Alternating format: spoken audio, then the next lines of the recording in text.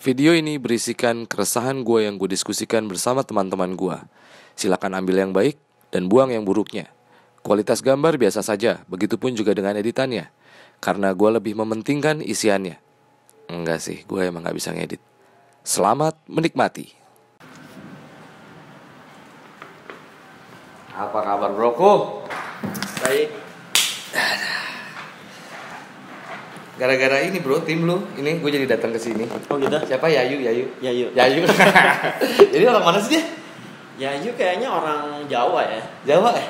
Jawa Tengah. Terus nyangkut di Bogor. Dia emang suami juga di sini, jadi kebetulan Oh. kerja di sini.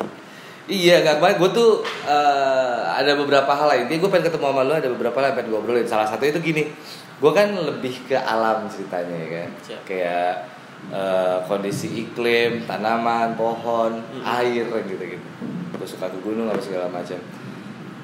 Dan di era pandemik sekarang nih, banyak orang yang nggak sadar bahwa seharusnya kita bersyukur di satu sisi gitu. Kayak alam lebih bersih, Bogor kembali kayak dulu Bogor ya nggak sih? Musim kemarau tetap hujan. Jakarta juga lebih bersih udara. Lu dari Blok M bisa ngeliat Gunung Salak bro. Bisa. Gokil sekali. Salah satu sisi positifnya COVID ya. Yoi pak, jadi emang manusia menderita tapi alam bahagia. Nah terus kebetulan gue sempet waktu itu ngobrol sama Upi Tuan 13. Siap. Doi kan ngomongin harimau juga. Nah, terus akhirnya gue mulai tertarik tuh sama harimau. Ya ayo ngabarin gue, gara-gara ngeliat video gue sama Upi. Gue bilang, udah sekalian nih gue pengen ngobrol sama Isa juga. Gue pengen nanya-nanya tentang ini kondisi harimau dari sudut pandang gue ya. Karena gue pernah mungkin menjadi orang yang bersalah juga kali. Kenapa gitu? Gue tuh dulu pernah miara harimau dan lain-lain. Iya serius. Jadi sebenarnya bukan gue miara. Jadi om gue dia kerjasama sama Taman Safari. Nah jadi observasinya kalau ada yang melahirkan mau apa itu kayak karantinanya di tempat om gue karena rumahnya gede banget. Oke. Mungkin lu tahu kali Marsiano Norman apa ada izin? Ada izinnya lengkap. Iya. Cuma sekarang udah nggak lanjut. Oke. Cuman karena akhirnya gue beranjak dewasa, ada beberapa momen yang membuat gue Kayak lagu ya, beranjak dewasa. Ya bener kayak lagu bener. Begitu gue udah mulai gede, gue ada beberapa harimau yang mati karena tua juga apa segala macam. Dan gue juga sebenarnya suka binatang, keluarga gue suka binatang. Bokap gue tipikal orang yang aneh sekali, dia suka binatang, dia suka ikan. Sekarang lagi hobi piara cupang. Tapi disatuin. Oh berantem dong? Enggak bro. Gitu? Serius, gak bohong gue. Lu main ke rumah gue itu akuarium isinya cupang ramean. Ramean ya? Wah, ini kalau berantem hitungannya tawuran cupang asli. Semuanya peace ya berarti ya? Semuanya peace man. But anyway, intinya sebenarnya gue pengen ketemu sama lu tuh gini. Kemarin gue sempet banget mikir kalau gila ya manusia zaman sekarang itu benar-benar tidak peduli bahwa kita itu hidup berdampingan sama makhluk Tuhan yang lainnya. Entah itu tumbuhan, itu bebatuan, air, udara, dan termasuk satwa liarnya, satwanya gitu. Gue ngerasa banget di saat gue arung jeram gitu ya, sampah-sampah luar biasa bertebaran di mana-mana. Yang di situ otak gue mikirnya, kalau nggak mikir ya bahwa air yang kotor ini bakal lu minum. Terus kemudian gue naik gunung kegede ya, yang sampai di puncak itu kan harusnya punya status di jidatnya pecinta alam ya nggak sih? Yeah. Tapi sampah di mana-mana. Terus siapa dong yang nyampah? Masa kakek gua tiba-tiba ke atas gunung buang sampah, kan nggak mungkin bro. Dari langit mungkin ada yang jatuhin sampah kan? Mungkin ya. Emang sekarang pesawat terbang bisa dibuka jendelanya gitu. Wah gitu bang, bungkus apapun gitu. Dan itu parah banget kondisinya. Sampai akhirnya semakin resah, gue semakin dalam. Sampai akhirnya gue ketemu titik dimana gue mulai penasaran sama harimau di saat gue ketemu Upi. Karena dia satu mata rantai dalam kehidupan yang pentingnya nggak sih? Dia gak cuma sekedar predator. Iya kan, gak cuma sekedar binatang satwa liar yang sudah hampir punah, bukan cuma sekedar itu, bukan cuma sekedar eksotis gitu. Ternyata doi punya pengaruh tinggi bro gitu. Jadi akhirnya dulu gue kesini deh, gue temu Isal deh, gue pengen ngobrol, gue pengen tahu. Yang pertama nih Sal, ini tuh tempat sebenarnya apa sih Sal? Ya. Ini jadi tempat ini forum harimau kita. Ini sih sebenarnya kita lebih ke memang ini bukan organisasi, ini organisasi tapi bukan kayak organisasi organisasi banget gitu. Jadi kita bukan ormas ya. Bukan ormas. Jadi kita forum. Ini isinya memang perorangan gitu. Nah, orang-orang yang menjadi anggota forum ini adalah orang-orang yang memang bergelutnya ini kerjanya itu di konservasi harimau. Baik itu dia yang kerja di pemerintahan, baik itu yang kerja di LSM gitu. Lu yang mengkoordinir gitu maksudnya apa gimana sih? Ya lebih ke ketua forumnya aja sih. Ketua forum ini nanti ganti-ganti gitu, tapi dari anggota juga gitu. Per 2 tahun kita ganti. Ketua forum ini ya yang bertanggung jawab menyelenggarakan organisasi kegiatannya forum aja selama masa menjabatnya. Terus di dalam forum itu ngapain ya? Nah, kita forum harimau kita itu sebenarnya sebagai kita sebagai wadah ya, kita sebagai think tanknya.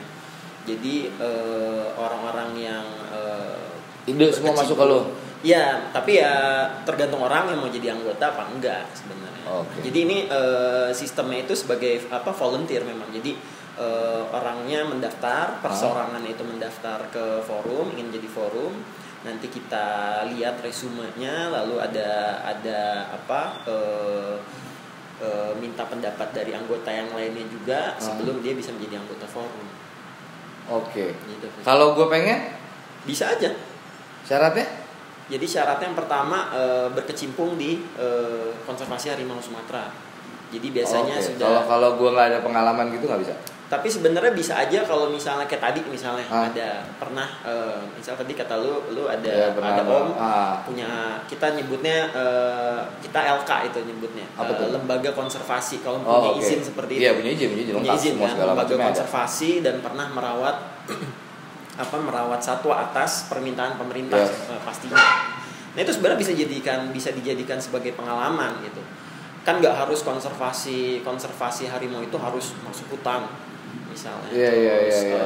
Yang berkecimpung misalnya masang kamera trap buat monitoring. Apapun bisa. Itu kalau lu sudah pernah bersentuhan secara langsung ataupun tidak langsung. Tapi fokusnya ke si harimau. Pengalaman itu bisa dipakai. Bisa dipakai dan nanti akan ada kita minta rekomendasi dari anggota forum yang udah ada juga gitu. Jadi misalnya lu pengen jadi anggota forum, lu ada kenal nih anggota forum sebelum anggota forum yang lain. Nah itu mereka bisa merekomendasikan. Nah sekarang lu ketua forum ya? Pasti gue nggak harus ada yang kenal, gue tinggal ngomong sama lu ya. Jadi kalau ketua sayangnya sistem nepotisme itu tidak. Jadi sayangnya ketika menjabat sebagai ketua forum walaupun dia anggota, si ketua forum ini nggak punya hak untuk memberikan rekomendasi dia. Malah dia nggak punya begitu jadi ketua ya. Bagus berarti malah berarti juga. Ngerti. Berarti intinya di sini adalah kumpulan orang-orang yang memang konsentrasinya untuk si harimau Sumatera dengan segala sudut pandang ya. Dengan segala bidang gitu ya. Yang maksudnya ibaratnya lu nampung ide juga berarti kan? Iya. Kemudian lu yang eksekusi. Kita sebenarnya atau lu yang menjembatani supaya tereksekusi? Kita menjembatani. Jadi kalau forum harimau kita ini sebenarnya bukan sebagai implementator ya. Jadi kita nggak punya site juga kerja. Gitu. Kita nggak sering masuk hutan untuk melakukan intervensi di situ. Tapi kita lebih ke menjembatani semua pihak gitu, dari pemerintah, dari LSM maupun pihak-pihak swasta lainnya misalnya seperti itu. Gue baru tahu loh ada badan-badan kayak gitu. Banyak sih, ada beberapa forum ya yang terkait dengan spesies ya. Ada kayak forum macan tutul Jawa itu ada forumnya, Formata. Terus ada forum konservasi gajah Indonesia. Forum macan tutul Jawa. Forum macan tutul. Nah, bro, sekarang yang pengen gue penasaran itu gini. Sebenarnya ini pertanyaan barusan tuh hanya pertanyaan basa-basi standar aja sih bro ya, buat supaya kita lebih akrab, lebih deket, supaya gue lebih gampang mendapatkan segala ilmu yang ada dalam kepala bapak. Karena pertanyaan gue banyak yang akan nyeleneh. Gini pak, gue tuh kadang suka sebel sama orang Indonesia yang bisa dibilang tidak menggunakan akal logikanya dalam melakukan sesuatu yang berkaitan dengan kehidupannya. Kayak contoh yang tadi kalau dalam dunia gue buang sampah sembarangan. Itu hal yang paling konyol pak. Itu paling simpel kan harusnya ya. Simpel gitu. Harusnya kan bukan, lu harusnya tidak sulit menggunakan isi kepala lu untuk berpikir bahwa itu hal yang bodoh. Nggak cuma salah bro, itu bodoh gitu. Soalnya efeknya ke dia gitu. Nggak perlu berpendidikan tinggi lah ya. Nggak perlu berpendidikan tinggi kan, kalau gitu loh. Kalau kita merusak tatanan alam, Ya. berarti kan secara nggak langsung kita bunuh diri, ya nggak sih? Ya. Orang kita bergantung kok. Terbukti sekarang nih. Lu kebayang nggak sih? Begitu corona datang, kondisi atmosfer udah rusak, oksigen rusak, lu mau berlindung kemana, gila kan? Nah itu tuh nggak ada di isi kepala manusia. Nah di saat gue penasaran sebelum kesini, gue browsing tentang harimau Sumatera. Semua tuh gara-gara Tuan 13 udah. Si Upi di kamar tuh, ngedoktrin ngeracunin gue harimau Sumatera. Gue penasaran. Dan image tentang harimau Sumatera yang jahat, yang liar, yang menyeramkan itu hilang sedikit demi sedikit di saat ya emang manusia itu jauh lebih kejam kan. Jahat banget cara tangkapnya gitu kan. Yang kayak dijerat tangannya, dibiarin berbulan, berhari-hari ya. Sampai matinya tuh mati karena pendarahan, baru diambil. Gimana sih? Di lapangan tuh gimana sih sebenarnya? Iya, jadi kalau kita ngomongin masalah harimau ya, ini pasti ini salah satu makhluk yang karismatik gitu. Nggak cuman harimau Sumatera aja. Keren sih Pak. Iya. Harimau tuh keren. Jadi kalau pernah ada di survei gitu yang kalau misal ditanya tentang konservasi gitu, tentang konservasi satwa liar, itu pasti hampir semuanya itu menjawab yang berkaitan dengan spesies yang terkait dengan konservasi itu di dalam bawah sadarnya itu adalah tiger gitu, harimau. Iya. Karena mereka makhluk karismatik, bentuknya warnanya bagus gitu ya. Mereka top predator, apex predator. Nah, jadi karena mereka memiliki nilai yang tinggi juga. Nah, ada orang-orang yang tidak bertanggung jawab menganggap memiliki atau memelihara harimau hidup ataupun bagian-bagian tubuhnya itu sebagai gaya hidup gitu. Itu untuk prestis gitu. Ya, ditambah lagi seolah-olah, dan ditambah lagi juga dengan pengobatan tradisional yang biasanya di Cina yang menggunakan tumbuhan dan juga organ hewan gitu dijadikan obat tradisional. Ini nggak ngebantu konservasi juga gitu. Ini malah memperparah. Sorry, di Cina ada sistem pengobatan yang menggunakan organ tubuh hewan dan salah satunya harimau. Iya. Harimaunya harimau mana? Harimau apa aja? Gak harus Sumatera berarti kan ya? Gak harus. Jadi kan banyak pengobatan obat-obat tradisional itu kan yang misalnya alat kelaminnya harimau jantan misalnya itu untuk meningkatkan libido gitu misalnya. Bener nggak tapi? Nggak ada penelitian tentang itu. Tapi secara ilmiahnya nggak ada. Terbaik ya orang manusia ya. Tapi ini menjadi informasi atau kepercayaan yang sudah turun temurun. Iya, kesalahan yang disepakati gitu. Kesalahan yang disepakati. Kan di Indonesia kayak gitu kan. Jadi yang salah itu jadi lumrah ya. Iya. Nah, jadinya ya ini memperburuk populasi harimau ini di alam liar. Nah makanya karena adanya permintaan seperti itulah yang menyebabkan terjadinya perburuan ini. Menarik. Jadi itu mitos tuh. Mitos. Dan nggak cuma harimau aja. Lu pernah dengar misalnya empedu beruang. Iya, itu ada loh di negara Asia mana gue lupa. Tapi empedu ular yang gue tahu. Iya, ada kalau ular kan biasa ya, tapi ada empedu beruang itu. Jadi beruang itu diternakin di situ. Dan dia diambil aja empedunya. Jadi beruang itu dibiarin hidup. Oh, jahat sih. Jadi setiap saat bisa dipanen itu empedunya. Karena kan cairan empedu itu kan dihasilkan. Iya. Jahat sih tapi. Makanya. Kalau dibalik gimana ya? Hewan pada pinter gitu tiba. Gue tuh kadang suka ngayal gitu, Sal. Gue tuh kadang kayak Planet of the Apes. Suka iya, gue tuh suka berimajinasi.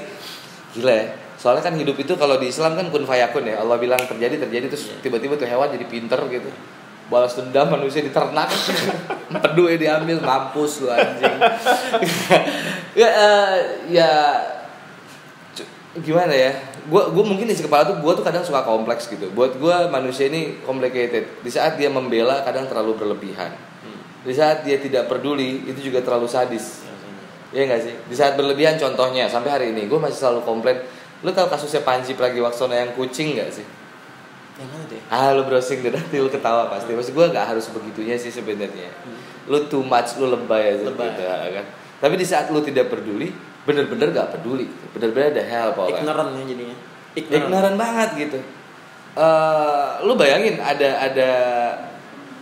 gue sih nggak bisa gitu ya ngelihat ada keresahan yang seharusnya membuat kita resah, salah satunya harimau Sumatera. Alasannya kan sebenarnya udah banyak, kekayaannya Indonesia, ya dong, itu kan udah mau punah dan satu-satunya dan cuma ada di Indonesia namanya udah harimau Sumatera. Tadi kita punya 3 men. Iya ya, Bali, Jawa sama Sumatera. Jawa, Bali udah kandas sudah ya, udah nggak ada ya, sama sekali deh. Itu udah dicari. Oh, ya sebenarnya berdasarkan ini juga ya, berdasarkan penemuan juga gitu kan. Harusnya kan kalau misal masih ada, pasti setidaknya ada laporan lah. Ada laporan. Nggak, maksudnya jejak itu semua udah nggak ada tuh. Nggak ada. Bekas kotorannya, air kencingnya, apa segala macam itu tidak ada ya, yang kalau jejak kalau bukti tidak langsung kayak gitu kan, itu kan otomatis kan harus disurvei ya. Nah mungkin juga mungkin dulu ada ketika baru dinyatakan punah gitu ya, mungkin ada yang melakukan survei itu, tapi ketika sudah dinyatakan punah udah lama kan. Nggak, maksudnya sekarang nih, kalau sekarang sih benar-benar tidak ada peninggalan sedikit pun yang tersisa dari kalau gue sih yakinnya udah nggak ada. Dan memang kalaupun ada itu pasti akan ada, apalagi di Jawa ya, itu pasti akan terjadi konflik lah, nggak mungkin enggak. Konflik maksudnya? Konflik antara manusia dan harimau, kalau misalnya harimau Jawa masih ada. Kenapa bisa begitu? Ya karena kan di Jawa ini kan kita ini kan padat banget. Ini kan padat banget kita. Jumlah populasinya aja mungkin hampir sepertiganya populasi Indonesia, mungkin hampir setengah di Pulau Jawa. Iya. Paling padat. Jadi kalau misalnya masih ada harimau Jawa di Jawa dan juga Bali gitu, yang notabene-nya lahan hutannya itu udah sedikit sekali, nggak mungkin lah harimaunya nggak kemana-mana. Pasti kan dia butuh ruang untuk bergerak, cari makan, cari apa segala macam. Dan itu sudah tidak ada sama sekali ya, tragis ya. Iya. Binatang kalau udah punah tuh masih bisa diadain lagi sih bro. Jadi secara genetik gitu. Kayak Jurassic Park gitu. Gila, gue kebanyakan nonton film khayal kayaknya ya. Nggak tahu ya, kalau misalnya teorinya mungkin bisa asal ada materi genetiknya, kayak misalnya yang dulu ada domba Dolly itu. Itu kan berdasarkan dari materi genetik. Tapi ya nggak tahu, itu kan belum dibuktikan secara ini ya. Kalau misalnya secara realnya. Mungkin kalau misalnya udah punah-punah bisa dihidupin lagi, mungkin kayak dinosaurus gitu, atau hewan-hewan yang udah punah sebelumnya kan, kayak burung dodo gitu. Itu mungkin bisa di-resurrect lagi. Dan everything is manusia ya, biang kerok ya, selalu. Gila ya, parah ya. Manusia itu parah kan. Manusia paling serakah, makhluk paling serakah itu manusia sih buat gue. Keterlaluan. Kita kan manusia ini kan selalu ngerasa everything's on earth itu it's for us, for the taking ya kan. Iya. Kita nih yang paling tinggi gitu loh, derajatnya. Kitanya tuh individu loh. Jadi manusia yang lain kadang nggak dianggap manusia sama dia. Itu bisa diambil juga. Bisa bro. Apalagi hewan jadi. Zaman sekarang lo gila kan? Gak, karena gue tuh kadang berpikir gini. Mungkin gue kepanjangan atau kejauhan. Terkadang gue ada temen gue tuh jauhan mikirnya. Tapi buat gue nggak juga men. Karena kita itu kan hidup hari ini untuk anak kita besok, bukan buat kita sebenarnya kan. Kita itu dihidupkan untuk generasi selanjutnya, bukan untuk kondisi dan generasi kita. Karena kita itu sedang menikmati sisa apa yang sudah dibikin dari generasi sebelumnya kan gitu. Nah, gue tuh mikir makin kesini kok makin ngaco gitu. Nah, kenapa akhirnya gue kalau gue dulu kan memang lebih ke sosial humannya lah gitu, kayak demo apa segala macam. Lama-kelamaan ngurusin politik gitu capek juga gue gitu. Soalnya diurusin sama-sama manusia gitu, sama-sama makhluk yang berakal tapi tak berhati. Kan capek ya ngadepin gituan. Jadi gue mendingan akhirnya gue mulai geser ke lingkungan hidup.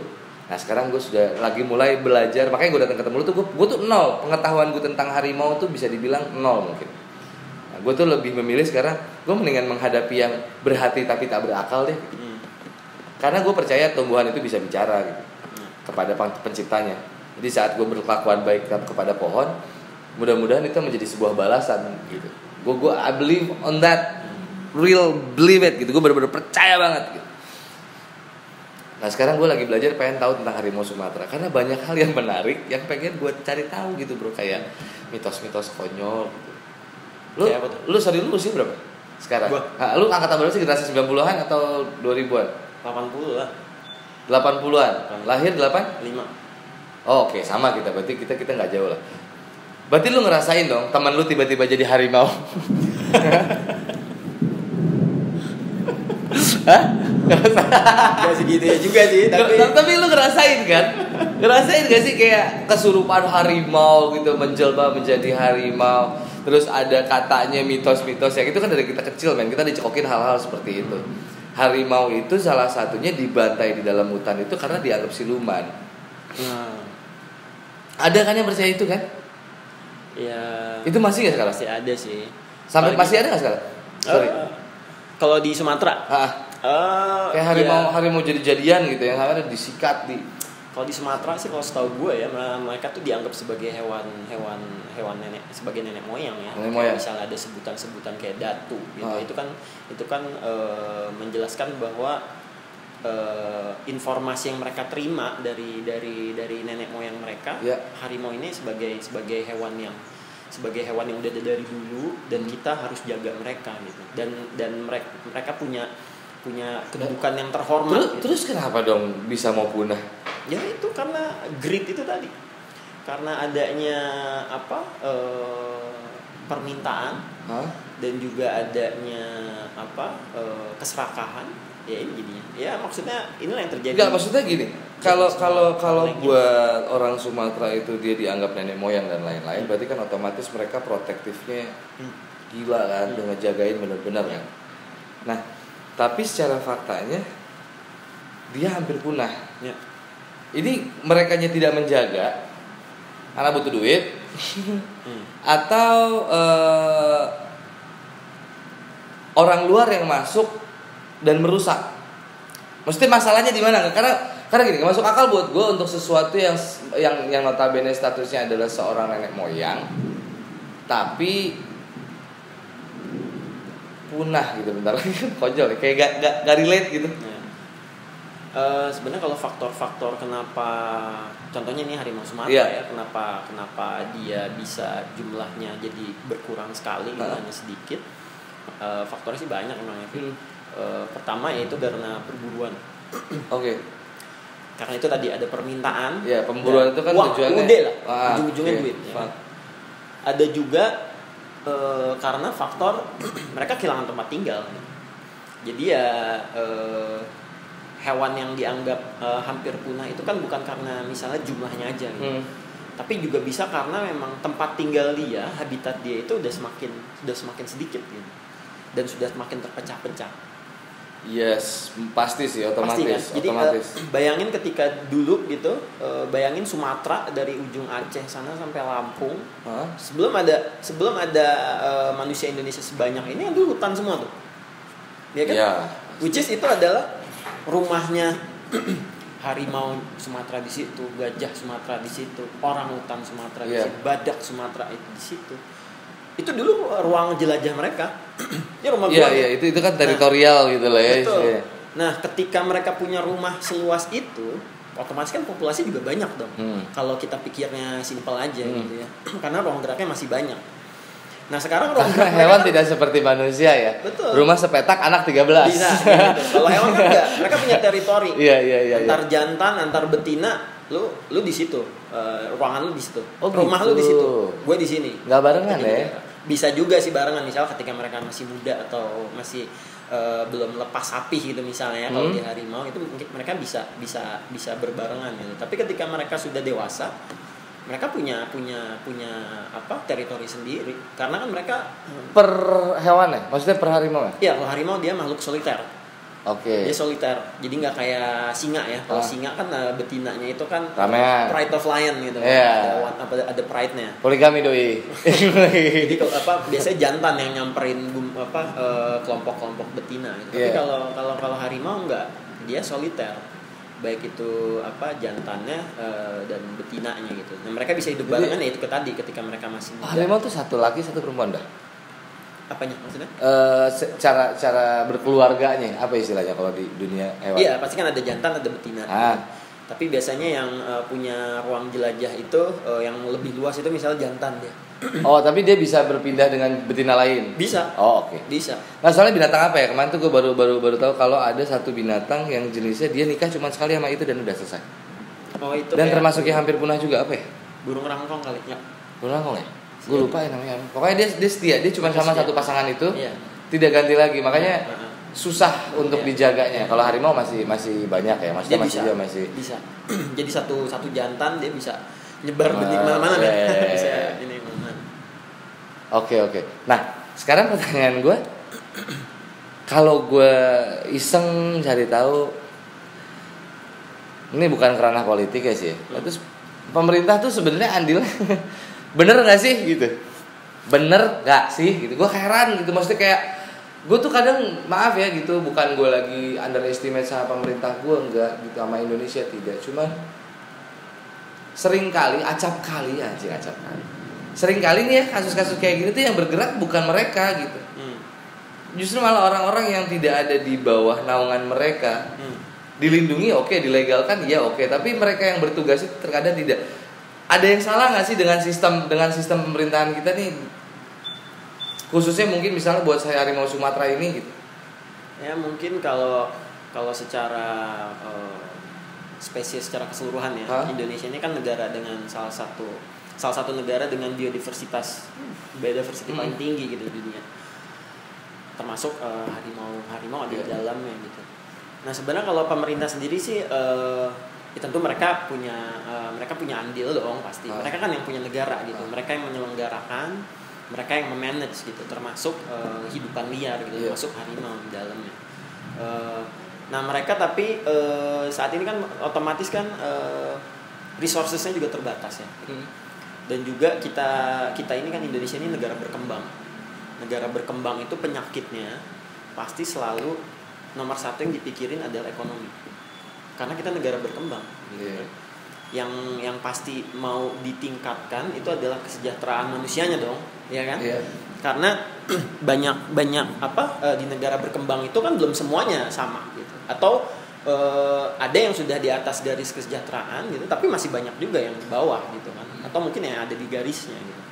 Nah masih concernnya tuh masih di situ, fokus itu masih di situ, sehingga seringkali hal-hal yang terkait dengan ya notabene-nya ya kebutuhan sekunder gitu, misalnya kayak memperhatikan. Nah itu loh kayak misalnya gue motong, gue nggak sepakat kalau satwa liar, tumbuhan lingkungan hidup ya, intinya alam dan lain-lainnya disebut sekunder. Sekunder. Enggak, itu tetap premier buat gue gitu. Kalau buat gue ya karena primer, kan? Primer. Kenapa? Karena yang tadi kita tuh bergantung. Betul.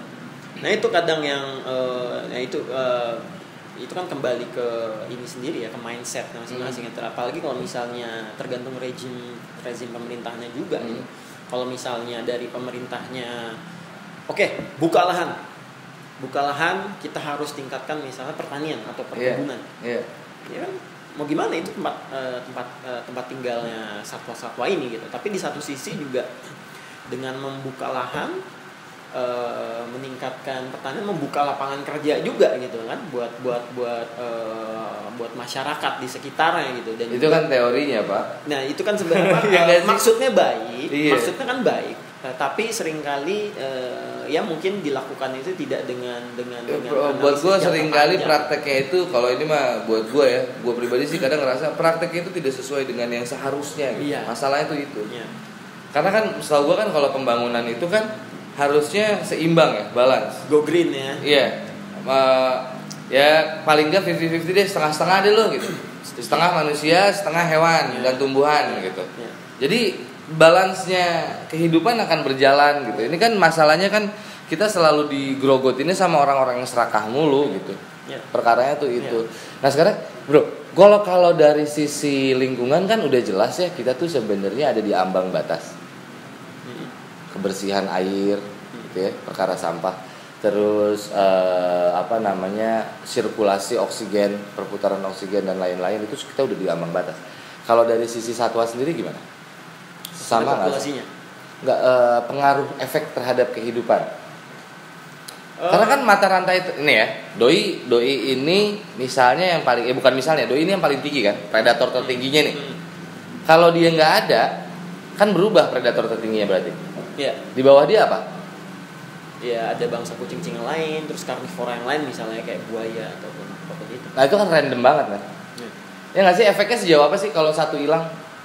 Sebenarnya nggak harus yang di atas aja. Yang di atas itu kan sebenarnya lebih ke karena dia yang paling tinggi ya.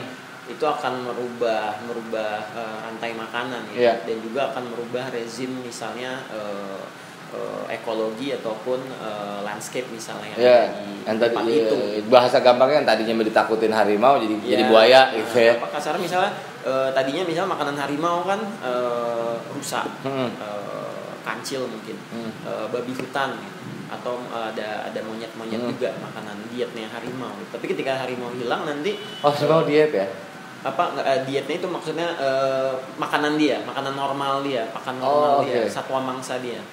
Nah, ketika itu hilang, otomatis kan jumlah populasi yang di bawahnya ini yang tadinya diatur sama si harimau ini nggak kekontrol. Iya.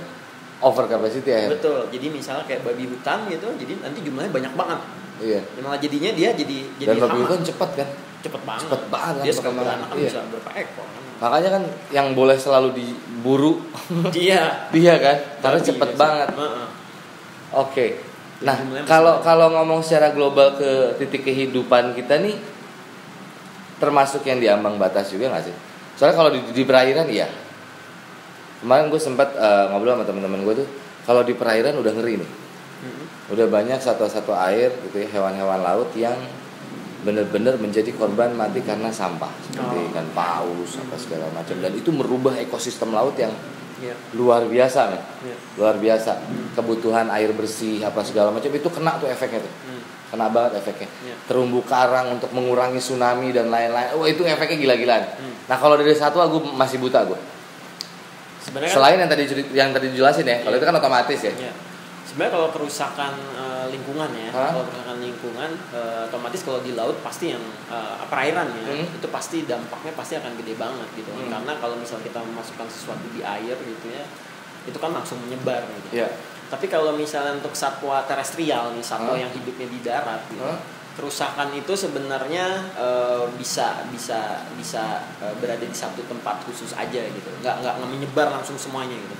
Jadi karena itu berarti karena kan masih banyak juga kan area-area ataupun hutan yang masih memang masih hutan perawan lah gitu ya, masih hutan primer. Misalnya kayak di Gunung Leuser gitu, atau mungkin di Papua sana, itu masih banyak hutan yang memang belum dijamah gitu sama orang.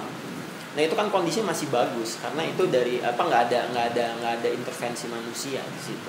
Jadi kita asumsikan bahwa kondisinya masih oke, masih baik gitu. Nah itu mungkin yang bedanya antara hewan yang berarti itu poinnya bro. Berarti itu poinnya. Karena buat gue orang tuh makin kesini tuh karakternya makin konyol. Kalau belum kerasa bulan puasa, udah masuk bulan puasa, yang suara dentuman malam-malam. Oh iya. Yang disangka dari Krakatau, anak Krakatau. Iya. Manusia semua ada tobat bro. Wah anjing, tobat semua tobat. Disangka sangkakala kali ya di tiup kali ya. Udah nggak tahu deh, macam-macam. Ada yang bilang itu sangkakala, ada yang bilang katanya dukhon apa pertanda apa segala macam. Cuma artinya kenapa sih kita selalu waspada kalau ada posisi di ujung? Nah berarti buat gue kondisi satwa harimau Sumatera sangat riskan kalau penjelasan lo kayak tadi nih ya. Soalnya gini, kalau di lingkungan hidup sekarang orang sudah mulai peka tapi terlambat tapi masih bisa diperbaikin. Nah kondisinya itu begitu tuh. Jadi orang udah mulai peka tapi udah telat. Tapi masih bisa diperbaikin. Cuman lebih lelah, lebih gila-gilaan, lebih edan banget bro. Kemarin kita berurusan sama sampah plastik. Sekarang kali dan sungai itu berurusannya dengan sampah kain tekstil. Wah parah gila bro. Baju SD apa segala macam, limbah pabrik dan segala macam. Dan itu tanpa disadarin berpengaruh kuat sama air sehat, lingkungan, penyakit dan lain-lain. Nah, efeknya udah kejadian nih. Baru orang pada sadar. Kalau si harimau Sumatera itu ternyata konsepnya seperti yang lu bilang tadi, berarti sangat amat rawan dan riskan karena banyak orang yang emang nggak ngeh jadinya ya. Jadi emang tidak terperhatikan gitu. Emang nggak keperhatiin banget deh tuh nih nasib si harimau Sumatera nih. Mau dia populasinya berapa? Populasinya ada berapa aja gue yakin lu 10 kali nanya 10 kali orang nggak bisa jawab. Gue aja nggak tahu sisanya berapa sekarang. Sekarang berapa sisanya? Kalau kita sih ada estimasi ya, jadi bukan jumlah persis. Iya, oke. Tapi kita percaya gitu dengan monitoring yang sudah dilakukan, survei dan monitoring yang dilakukan itu angkanya berkisar antara 500-an. Itu kurang lebih tuh. Dikit dong. Dikit kalau dibanding dulu. Iya, kalau untuk dibanding Sumatera ya dikit banget. Dikit. Dengan kawasan Sumatera yang masih luas dan segala macam. Mereka dipindahin ke tempat kalau misalnya gini. Oke, dari Sumatera kita angkat aja pindah ke Papua deh. Papua masih orisinil hutannya tapi dipastikan itu aman banget, bisa nggak sih? Bisa aja. Tapi jadi harimau Papua ya, harimau Sumatera ya. Ya tapi ya itu balik lagi kalau kita kan memang di dalam biologi itu ya kalau kita itu namanya reintroduksi tuh. Namanya introduksi kalau gitu. Jadi memperkenalkan jenis satwa baru, spesies baru di alam yang tadinya dia home range-nya nggak di situ, dia nggak ada, nggak pernah eksis di situ. Nah itu bahayanya satu, dia kemungkinan nggak akan survive karena dia nggak punya satwa mangsanya di situ, atau nggak dia belum kenal areanya di situ. Nah yang kedua, kayak kita keluar kota aja lah ya, tiba-tiba lu nyangkut di Surabaya tapi nggak pernah kesana. Nah yang kedua itu akan berbahaya bagi satwa yang asli di sana juga. Gitu. Misalnya nih di Papua sana ada kanguru tanah gitu, pohon. Tiba-tiba ada harimau di situ. Dia nggak tahu, tadinya belum pernah ketemu dia kan harimau kan, tapi tiba-tiba ada harimau di situ. Apaan nih? Tiba-tiba dia langsung dimangsa. Disamperin. Makan gitu kan. Otomatis kan kita malah jadi membuat populasi si kanguru. Jadi berarti emang mau nggak mau ya harus di situ ya. Ya memang rumahnya di situ. Terus gimana dong caranya? Ya kita harus. Karena gini, kayak pemburu liar gitu ya. Kalau gue pribadi gitu ditanya, kalau lu Fik apa yang tembak mati aja. Ketahuan tembak dor gitu deh. Pemburu liar soalnya jelas tidak ada lisensinya. Liar, judulnya liar udah. Gitu. Udah melanggar aturan. Ayo tembak tempat aja. Iya nggak sih? Iya. Karena gini, dengan begitu soalnya jadi ada efek jerak. Kalau cuma di penjara, cuma ini. Kalaupun kalimatnya saya butuh makan, butuh apa, ya bukan gini juga gitu. Bukan ini juga pilihan lo. Gak fair kalau misalnya lu menjadi korban ekonomi, kemudian lu mengorbankan makhluk yang lain tuh buat gue it's unfair. Kan sudah ada makhluk lain yang bisa lu konsumsi gitu, selain makhluk yang ini yang tidak boleh diganggu. Ada sapi, ada kambing, domba, gitu. Kurang gitu. juga gitu. Iya. Sampai tulang-tulangnya udah kenyot itu, sampai udah habis kayaknya, udah gak kesisa, makanya dia cari harimau. Gila emang, nggak ngerti lagi gue. Nah karena gini, apa ya? Gue tuh suka berpikir gini. Lu koreksi kalau gue salah ya. Satu mata rantai terputus, satu aspek kehidupan itu hilang. Artinya bom waktu semakin dekat untuk meledak. Jadi kayak society squad gitu kita terus. Kayak tim misi bunuh diri kalau enggak sih? Isinya Harley Quinn dan kawan-kawan gitu. Yang mana mau disiapin buat mati dulu sekarang. Karena apa? Karena kita nggak sadar bahwa apa yang kita rusak itu sesuatu yang seharusnya bisa jadi gantungan. Iya nggak sih? Termasuk si hewan-hewan ini. Kan begitu ya? Itu kayak lagunya si Tuan 13 tuh, Harimau Sumatera itu. Iya. Itu di lirik terakhirnya ada kan, ketika nanti semua pohon udah ada, semua hewan udah mati, lu bakal sadar lu nggak bisa makan money. Iya. You can eat some money. Iya. Lu punya ada rupiah. Kenyang tuh duit merah lu cucil. Nggak ngerti lagi gue. Gue tuh apa ya? Gue tuh kadang ya Pak ya, kadang tuh kalau udah kayak gini tuh suka sampai speechless. Gue pengen ngomong tapi semuanya kompleks di dalam kepala gue. Soalnya gini, kayak misalnya lu mau ngambil kulitnya. Di saat lu ngambil kulitnya, alasannya pun kadang menjadi kompleks karena begitu dirunut nih, kayak tadi gue bilang tembak mati aja deh ya gitu. Tapi perang di kepala gue. Karena ternyata si yang ngeburu ini punya keluarga yang keluarganya gizi buruk dan lain-lain gitu. Kan sekompleks itu ya gitu. So far sampai sekarang akhirnya yang bisa lu lakukan apa Pak? Yang udah bisa mendekati berhasil nih kita menjaga. Ya kalau sejauh ini ya yang kita lakukan misalnya di habitatnya harimau misalnya di Taman Nasional atau area konservasi yang lainnya, itu pemerintah itu melakukan patroli kan, makanya ada polisi hutan itu kan. Di Sumatera itu Tommy ya? Siapa Tommy siapa? Yang Tamling. Tommy Winata ya, Tommy Winata kan masih. Iya, kalau Tommy Winata itu jadi dia punya kawasan, dia mengelola kawasan yang kan punya disebutnya kawasan Tamrin. gede itu. Yang Tamrin itu sebenarnya satu bagian dari Taman Nasional Bukit Barisan Selatan namanya. Itu ada di Lampung di sebelah bagian barat paling selatan. Dan dia mengelola sebagian sejumlah area lah, dia kelola secara di sekolah secara swasta di bawahnya Arka Graha ya. Dikelola jadinya Tamrin itu. Nah kalau yang sudah intervensi yang dilakukan sih, satu kalau misalnya di habitatnya itu selalu ada patroli ya, walaupun dengan jumlah sumber daya manusia yang terbatas juga ya, mengingat kawasan yang cukup besar ya. Excited orang kita tuh dikit ya hal-hal kayak gini ya. Iya, karena memang orang hutan aja kan si mama siapa tuh yang orang bule sampai sekarang tuh sampai berkeluarga di situ. Yang siapa tuh? Aduh, siapa sih yang dia mengabdikan hidupnya untuk menjaga orang hutan? Yang di Kalimantan. Iya. Si siapa? Birut Tegaldikas. Yes, Mama Birut. Itu kan dia sampai anak-anaknya semua di situ. Iya, dia dari awal memang penelitiannya tentang orang hutan itu. Oke, balik lagi terus. Nah, kalau di habitatnya ya selalu ada patroli penjagaan. Sebenarnya kan kalau kawasan konservasi kan orang nggak bisa masuk secara semena-mena aja gitu, nggak bisa, karena itu kawasan konservasi gitu. Mau masuk di situ ya harus ngasih tahu dulu ke pengelolanya, misalnya Balai Taman Nasional gitu kan, UPT-nya di situ, unit pelaksana teknisnya di situ. Nah itu harus jelas dulu tujuannya apa masuk ke dalam. Cuman kan ada toleransi yang diberikan gitu, terutama masyarakat yang memang menggantungkan livelihood-nya, kehidupannya itu dari kawasan itu. Misalnya dari kalau misalnya kawasannya itu perairan gitu ya, mungkin dia untuk mancing di situ. Nah kadang ada dilema juga sih ya. Di satu sisi kita mau jaga alam kita, satwa kita, di satu sisi juga banyak manusia, masyarakat Indonesia juga yang perlu itu gitu. Nah gue nggak tahu kenapa ya, dalam hal itu gue ngerasa kayak lu nggak fair kalau bilang dilemanya. Enggak lah, bukan dilemanya itu. lu punya banyak cara untuk menghidupi diri lu kok. Banyak caranya. Gitu. Sementara mereka tidak punya cara lain untuk bertahan hidup gitu. Selain jangan diganggu gitu. Begitu diganggu ya dia mati.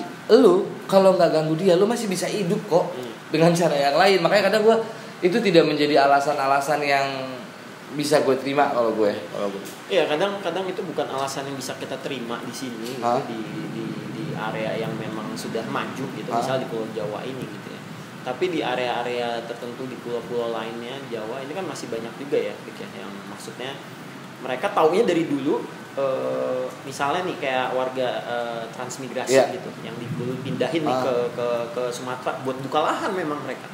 Jadi mereka yang taunya dari dulu itu ya penghidupan mereka itu ya berasal dari berdasarkan langsung dari alam gitu. Lu langsung ngambil dari alam, atau enggak lu buka alam, lu bikin usaha di situ, misalnya pertanian. Itu betul sih. Kalau gue itu sepakat, memang kita hidup itu ngambil dari alam. Betul. Kita membuka alam untuk bertahan hidup. Betul. Nah, cuman kan masalahnya kan nggak gini-gini teing bro, iya. gitu. Lu mikir-mikir juga lah. Iya, nggak semua juga lumbat kali. Lu jaga supaya besok-besok masih bisa diambil lagi. Betul. Kan gitu. Berkelanjutan jadi. Lah, lu nya gini, ada nggak sih kegiatan di saat ini kita ngejagain harimau Sumatera, tapi kita sambil juga ngejagain manusia-manusianya untuk bertahan hidup misalnya? Itu juga berjalan nggak sih, masuk ke program nggak sih kayak gitu-gitu tuh? Atau lu cuma fokus ke harimaunya aja? Kalau kita sih lebih fokus ke harimaunya ya, karena ya kita resourcesnya juga terbatas gitu. Kalau tapi kita ada intervensinya untuk ke masyarakat juga, itu melalui edukasi dan juga peningkatan awareness juga, penyadartahuan gitu, bahwa ini populasinya sedikit. Dan seharusnya tidak boleh diburu gitu, karena ini ada hukumnya, ini bertentangan dengan undang-undang, ada hukumnya. Lo kena dipenjara lah, bisa dipenjara gitu. Nah itu yang intervensi masyarakat seperti itu, jadi penyadartahuan dan edukasi. Nah yang mau gue tanya gini, yang tadi gue sempat ngomongin tentang Mama Birut itu, kenapa ya Pak di Indonesia untuk volunteer yang kayak gini tuh minim? Karena gue selalu mendengar kalimat ya kita juga kan resource-nya kurang, terbatas dan apa segala macam. Paling utama kan manusianya sebenarnya. Iya kan? Nggak mungkin tuh lu punya tim patroli 3 orang tiap hari patroli, lo yang nggak setet tuh orang. Yang ada macannya yang takut ketemu dia. Areanya terus luar biasa gede lagi, belum nyasar anjing. Gitu kadang gue suka, gue tuh kepengen tau kayak ke apa namanya, kayak ke orang hutan gitu. Gue tuh kadang kepengen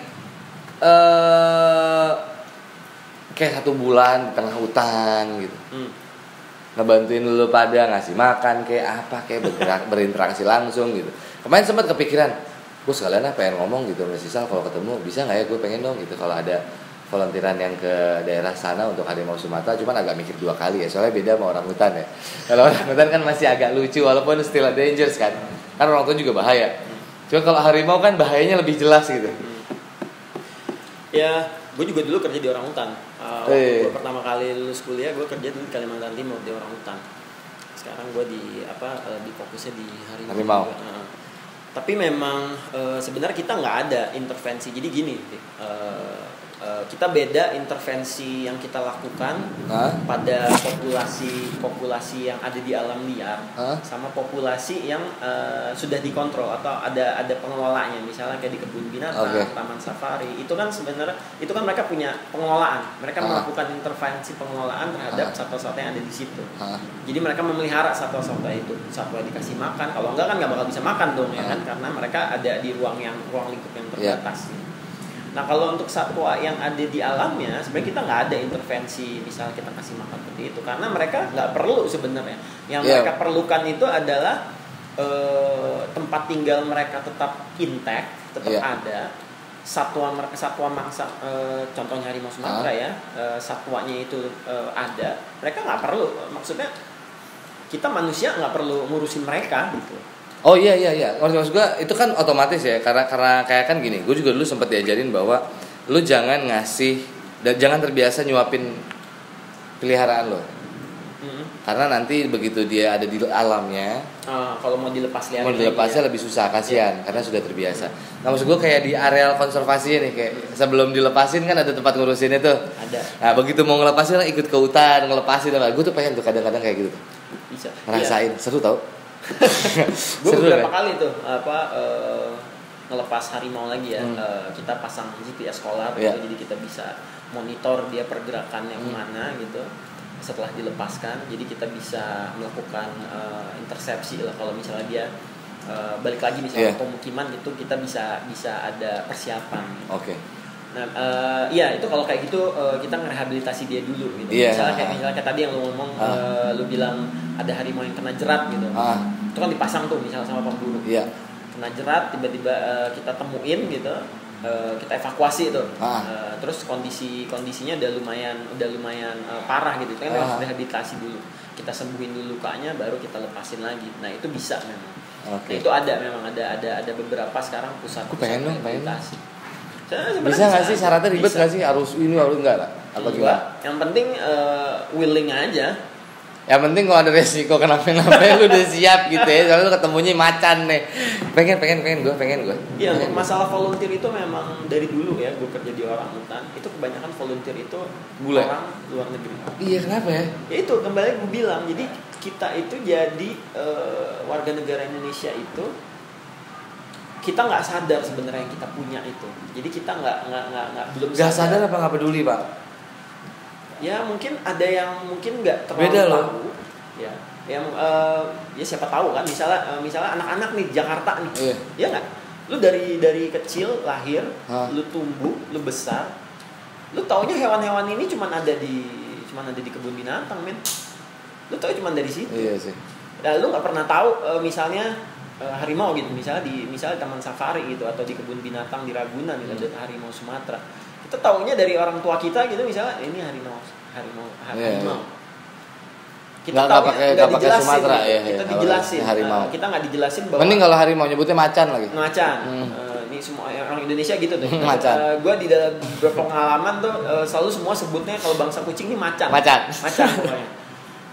Nah itu kita kadang ada yang terskip gitu informasi ini dan ya di samping juga, ini nggak sih yang akhirnya nih bikin kita jadi nggak peduli karena lu ngejelasin itu buat gue lu adalah orang yang baik hati sekali untuk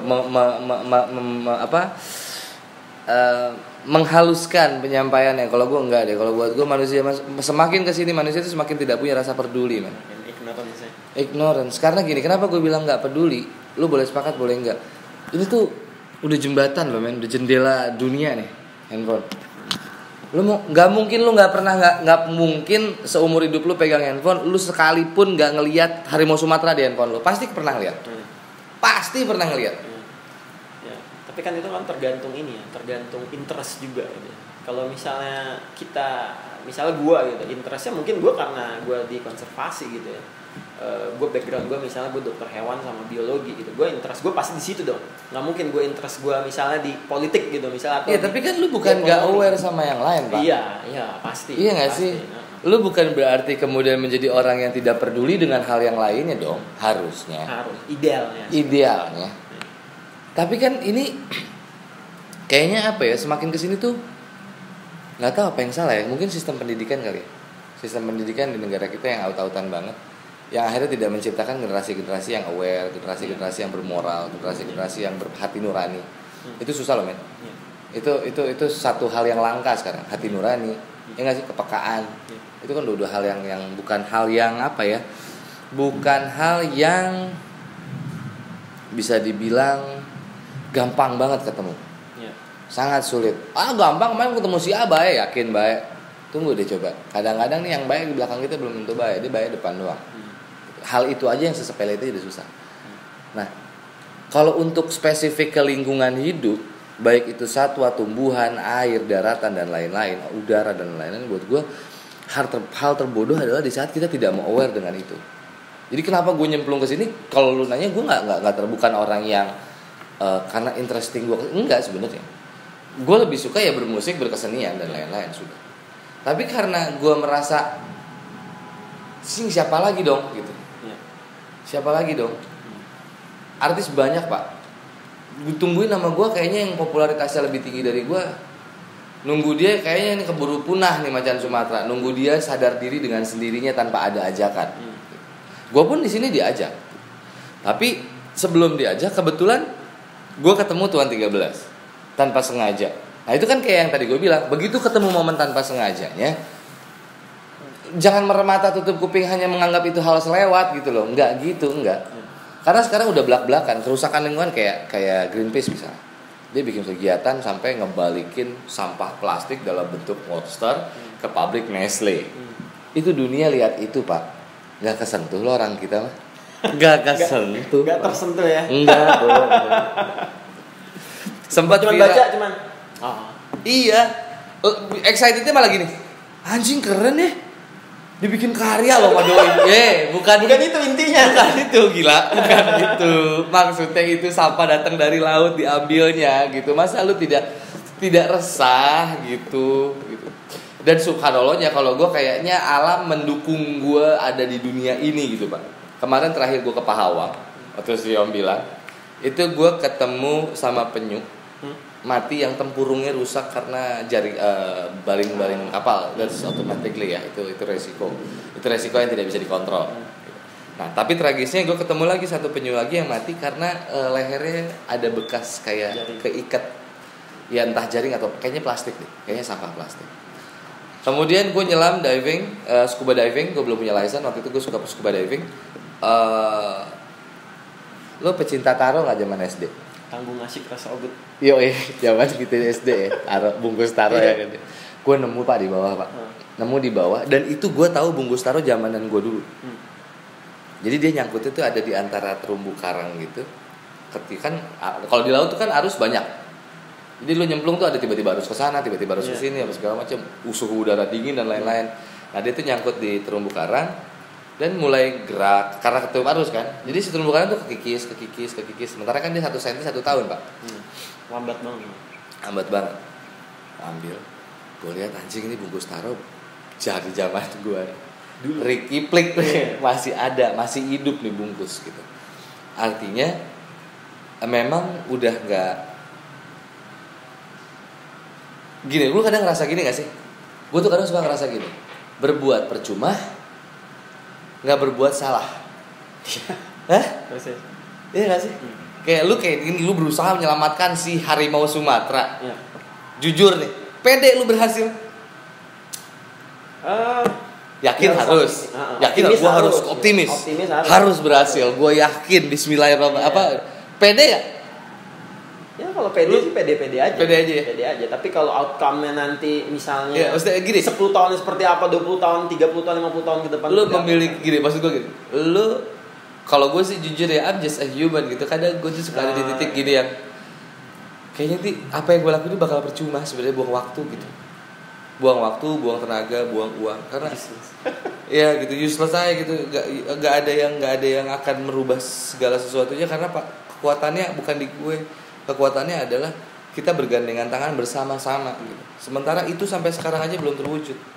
Ya enggak sih? Karena gini, sorry itu sini. Lu apa namanya istilahnya? Apa tempat lu namanya? Singkatan Harimau kita. Forum Harimau Kita. Ada forum lagi yang ini. Ada bendera lagi yang ini. Ada bendera lagi yang ini. Ini aja satu contoh yang menurut gue secara pribadi, koreksi kalau gue salah buat gue. Wong kita tuh konsentrasinya sama, kenapa nggak barengan aja sih? Pakai satu bendera, dah gitu. Sistemnya nanti udah sistem nggak apa-apa, lo punya sistem masing-masing, yang penting semuanya benar, tapi pakainya satu bendera gitu. Karena ada konflik baru, yaitu adalah bersaing antar benderanya. Iya nggak? Iya nggak sih? Maksudnya, insya Allah lo tidak termasuk yang ada di situ. Tapi kan kita nggak bisa meremata, Pak, itu ada. Lembaga ini ingin lebih terlihat, lembaga ini ingin lebih terlihat. Ngapain lu bersaing di situ sih? Tujuan buat apa, men? Gitu. Emang lu mencari keuntungan dari ini semua? Kan enggak gitu.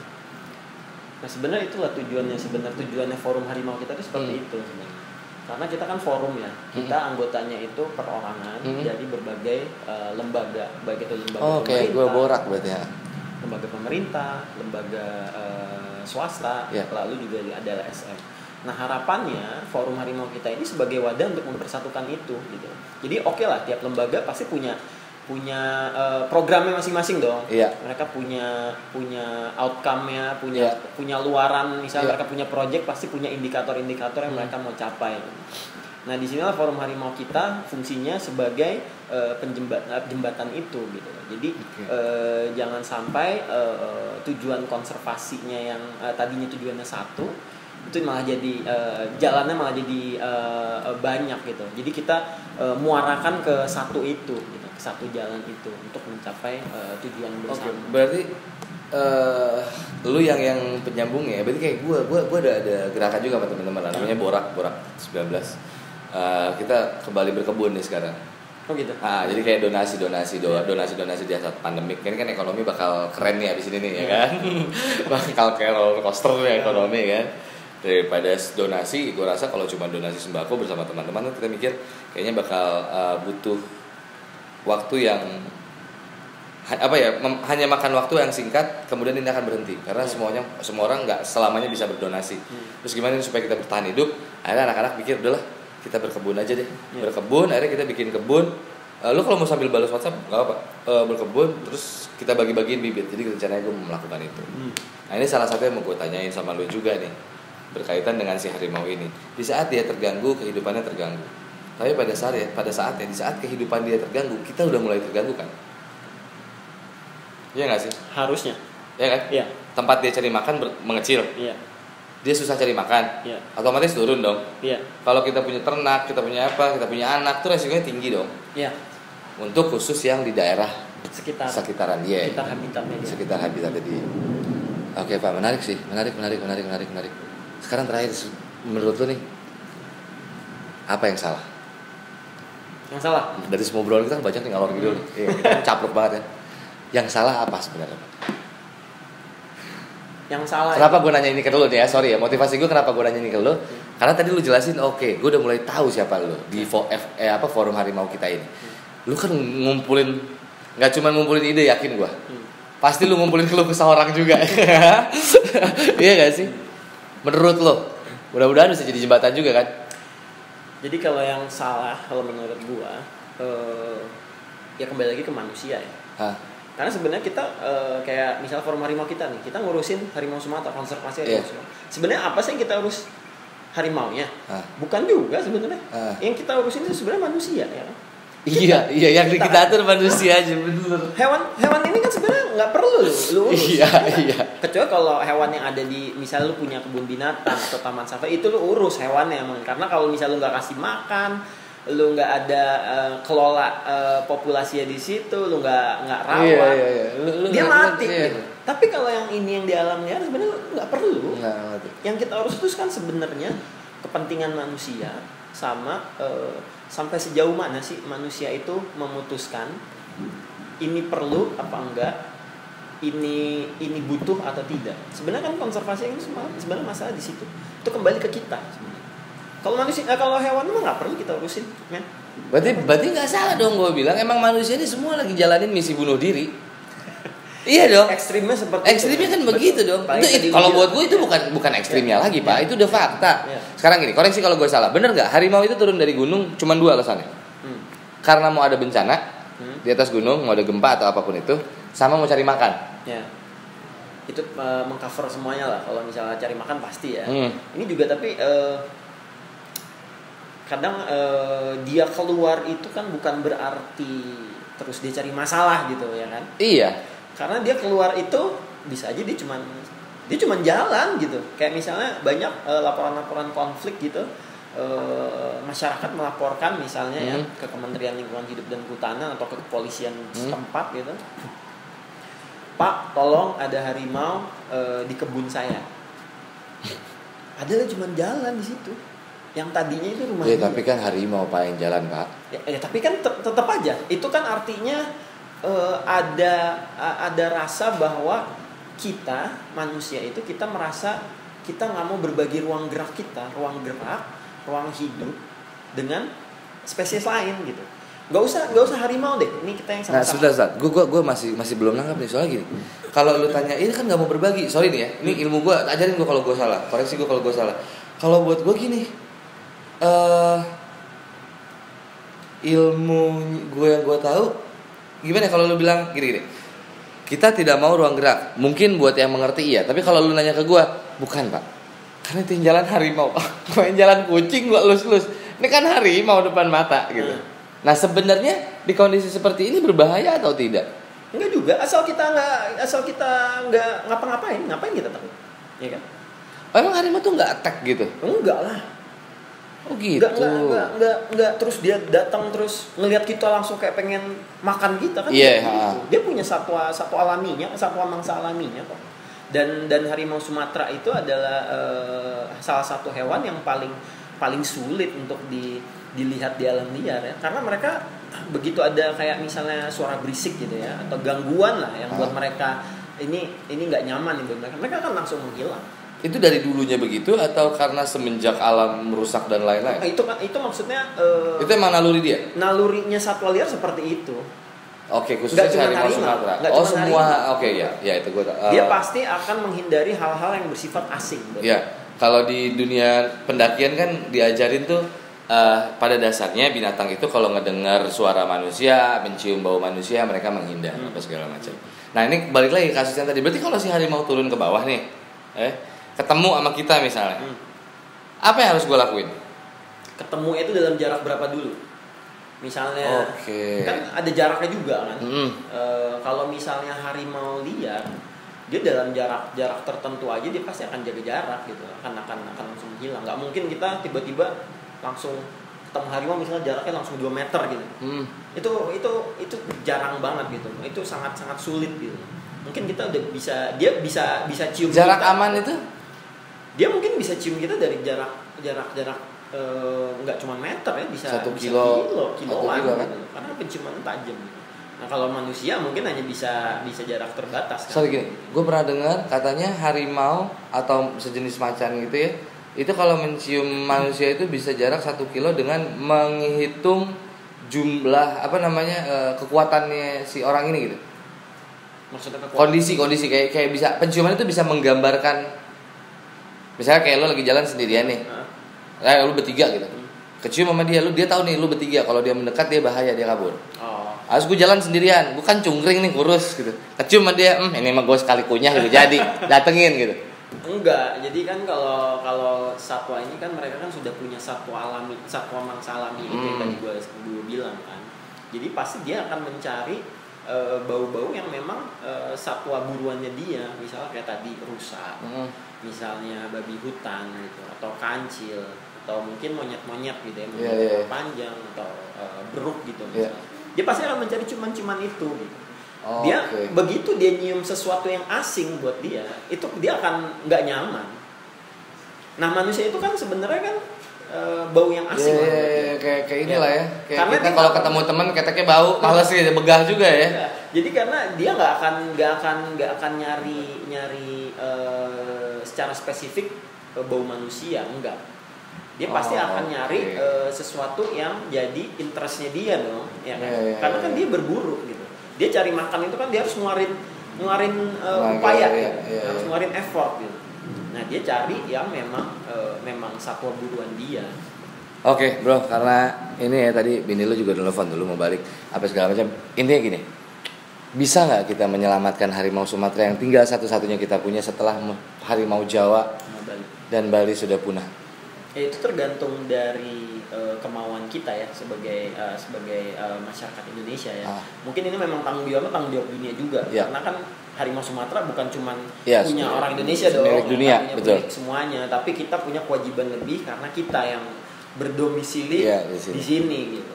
Itu tergantung kemauan kita, baik itu dari pemerintah, dari warganya, dari perusahaan-perusahaan swasta yang memang ada di habitatnya harimau Sumatera, semuanya harus punya andil di situ. Kalau untuk orang-orangnya, alasan menurut lo kenapa kita harus peduli? Menurut lo apa? Ini alasan jadi alasan secara saintifik atau alasan secara normal? As a human aja. As human ya. Nah, kalau misalnya gue selalu pakai karena gue percaya kita ini makhluk paling tinggi gitu. Kita makhluk paling tinggi, paling mulia di mata buatan Tuhan. Gitu. Nah, harusnya kita ini punya kewajiban juga gitu. Kita dikasih kewajiban yang lebih besar gitu daripada buatan-buatan makhluk ciptaan lainnya itu untuk menjaga bumi ini. Kalau menurut gue sih itu. Jadi kita punya tanggung jawab, nggak cuman terhadap sesama manusia ya, tapi kita juga punya tanggung jawab untuk menjaga bumi ini dan juga isinya termasuk satwa-satwa ini. Itu tanggung jawab kita sebagai manusia yang punya akal, ya kan? Kita punya hati nurani, gitu. Kan kita kan selalu bilang kita makhluk paling tinggi. Kenapa? Karena kita punya akal, kita punya hati nurani, gitu. Kita bisa milih, kita bisa bedain mana yang benar, mana yang salah. Nah, otomatis itu juga jadi kewajiban kita. Karena mereka kan ya satwa gitu. Mereka berdasarkan insting gitu. Mereka nggak punya akal dan pikiran kayak sama. Menarik. Karena kita adalah makhluk yang paling tinggi memiliki akal. Iya, bukan berarti terus kita menjadikan semua sebagai bawahan kita. Don't be a bad king. Be a good king. Thank you bro. Thank you. Salam sama keluarga ya. Salam sama keluarga. Gila. Bilang sama bini lu minta maaf waktunya dihabisin. Gila.